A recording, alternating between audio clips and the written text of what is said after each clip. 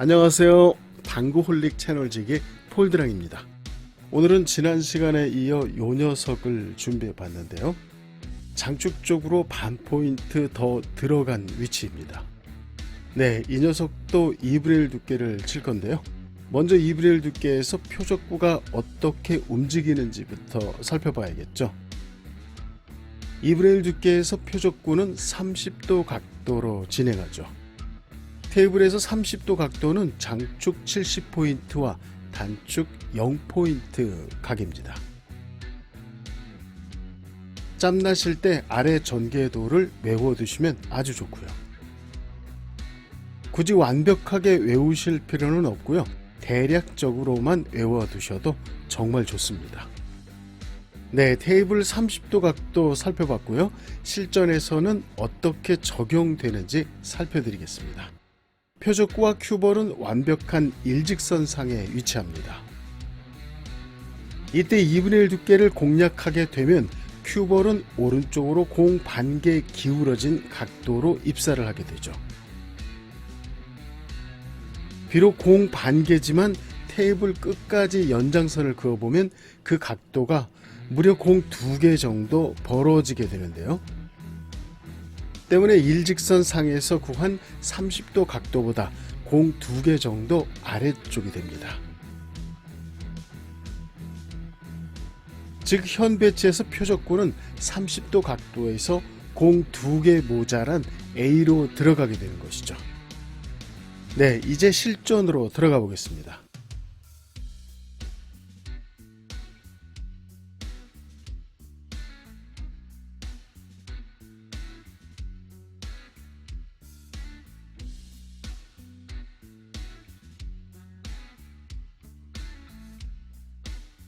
네, 다음 전개도에서 중요하게 봐주셔야 할 것이 한 가지 있는데요. 바로 표적구 1쿠션 지점 A입니다. 완벽한 2분의 1 두께로 공략했다면 당연히 표적구는 A로 향해야겠죠. 하지만 실제 공략에서는 A보다 공 하나 정도 더 내려온 위치인데요. 이는 엄밀히 따지자면 2분의 1 두께보다 살짝 더 두꺼운 두께라는 것이죠. 바로 이 부분을 설명드리기 위해 앞쪽에서 따분한 30도 각도를 설명드렸던 것이고요. 우리가 이런 배치에서 실수를 참 많이 하게 되는데요. 가장 큰 이유는 2분의 1 두께를 완벽하게 치려는 데 있다고 볼 수 있습니다. 2분의 1 두께는 사실 완벽하게 잡아내기 진짜 어려운 두께입니다. 스코트란 녀석 때문에 절대 2분의 1 두께로 맞지 않습니다. 대부분 3분의 1 두께가 되는데요.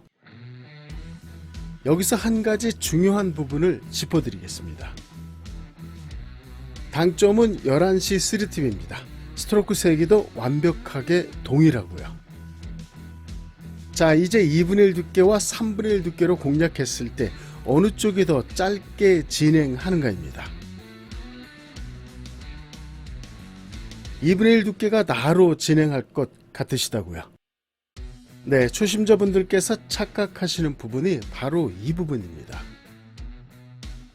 실상은 3분의 1 두께가 훨씬 더 짧은 나의 라인을 그리게 된다는 것입니다. 2분의 1 두께는 큐볼이 가진 에너지를 50% 빼앗아 먹는 두께입니다. 때문에 큐볼은 50%의 에너지가 손실된 상태로 쿠션으로 입사하게 됩니다. 하지만 3분의 1 두께는 에너지 손실이 30%밖에 안 되죠. 즉 큐볼은 여전히 강력한 70%의 에너지를 가지고 입사된다는 것입니다. 네, 훨씬 더 강력한 힘으로 쿠션에 처박힌다는 것이죠.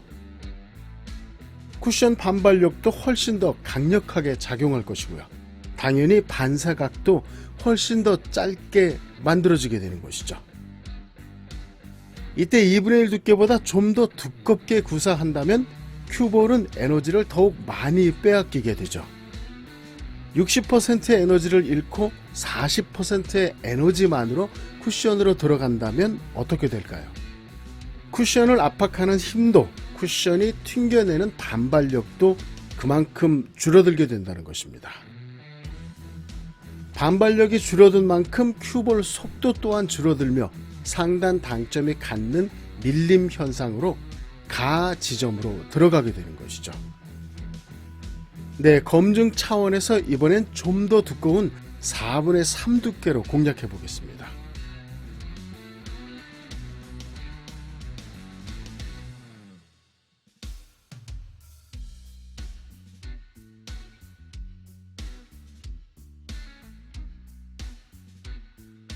네, 보다시피 4분의 3 두께로도 얼마든지 득점 라인이 만들어진다는 것이죠.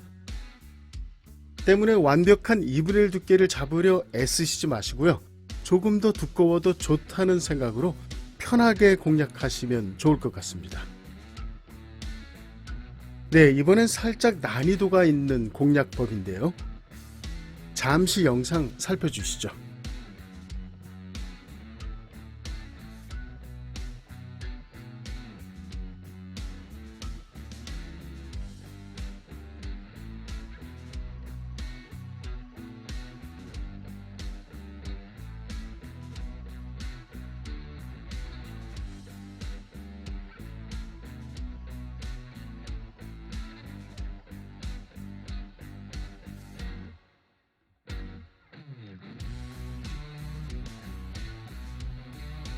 네, 사실 이 방법이 가장 많이 사용되는 방법이지 않을까 싶은데요. 하지만 이 방법은 스트로크 난이도가 살짝 까다롭습니다.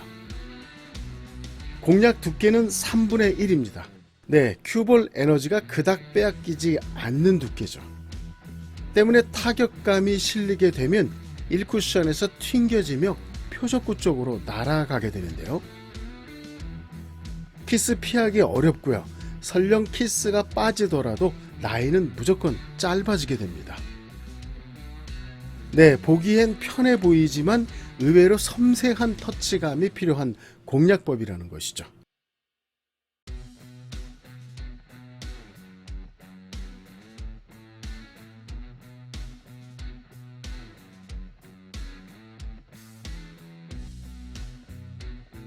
이상적으로 구사되었을 때를 살펴보면 표적구보다 큐볼 속도가 살짝 더 빠릅니다.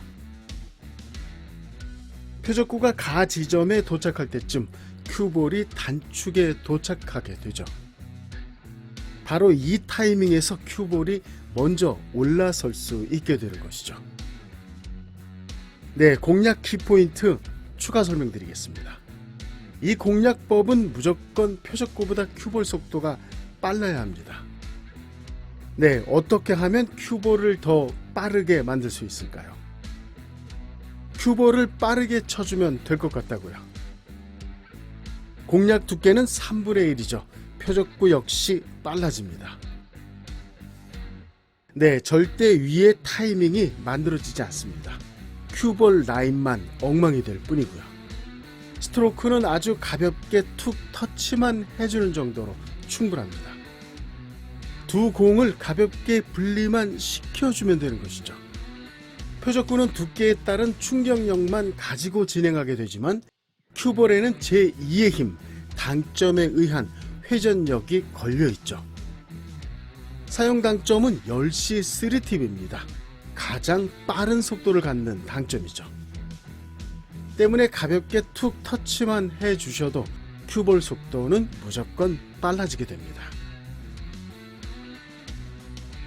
즉 큐볼 속도를 증가시키기 위한 어떠한 기술도 필요치 않다는 것이죠.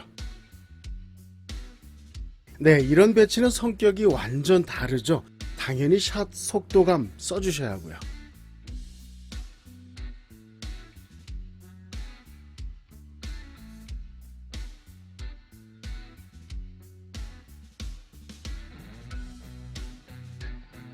네, 배치도 하나만 더 살펴드리겠습니다. 표적구가 공 한 개 차이로 쿠션과 아주 가까운 상황이죠. 이런 배치에서도 두 공의 속도만 잘 맞춰준다면 키스는 나지 않습니다. 실전에서 이런 배치를 만나게 되면 거의 구멍치기를 선택하게 되는데요. 이번 기회에 뒤돌리기도 연습해 보시면 어떨까 싶습니다. 오늘도 함께 해주셔서 감사드립니다. 즐거운 당구 되시고요.